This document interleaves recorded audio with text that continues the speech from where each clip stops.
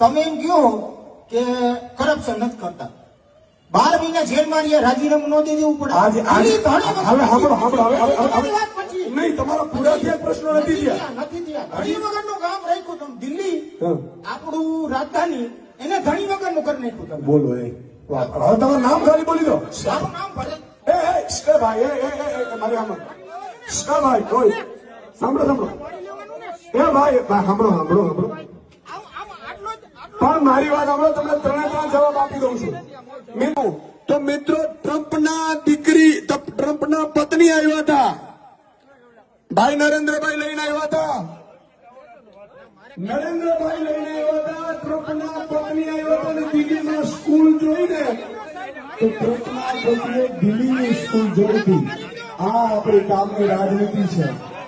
અને એટલું નહીં, એ કહેતા હતા કે 100 કરોડની દારૂની આ હેરાફેરી કરી.